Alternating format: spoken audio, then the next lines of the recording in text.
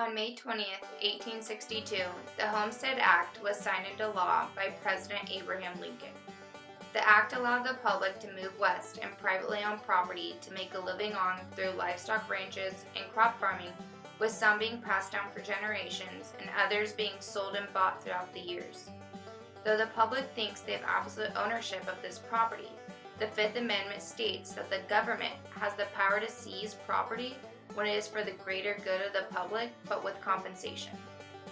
The process of the government legally taking property through compensation has been referred to as eminent domain and is exercised to facilitate transportation, supply water, construct public buildings, and aid in defense readiness.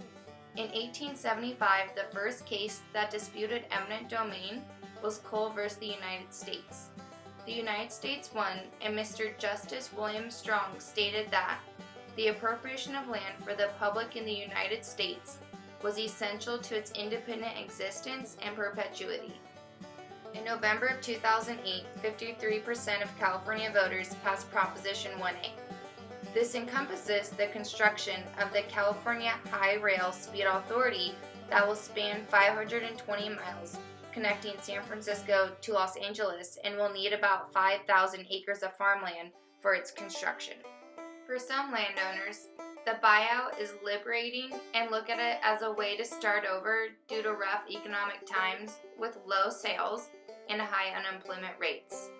Though some people affected, like farmers, feel that the project is not being considerate of what will be lost. Due to the rail going through one's property, it makes one side of the property inaccessible because there's no crossing to allow trucks or tractors to the other side. Irrigation lines and wells will be affected and divided by the rail, which can prevent irrigation when the side inaccessible contains the well. Frank Oliveira, a cherry farmer native to the San Joaquin Valley, will lose an estimated of $1,165,610 in 20 years, with half of his 299-acre farm being inaccessible due to the rail line. Generations of passed down family farms are being ruined due to the rail going straight through the property, and some of them being the only income for families. On the other hand, the high-speed rail has an opportunity to increase economic growth with the addition of 950 trade workers and 182 small businesses that are contributing to the project. Pacific Rail Services, a business that my dad started from scratch 20 years ago, would be positively affected by the high-speed rail due to the need of railroad flat car bridges. Up till I was about 11, I rarely got to see my dad very much because he was always traveling to make an income for us. As the business has become stable over the years due to my dad's hard work, it allowed us the opportunity to travel Alaska and Canada together.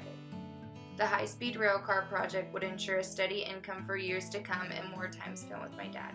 The high-speed rail project is opening opportunities for more people to find jobs and small businesses to flourish like my father's, but it is also ruining other businesses like farming operations.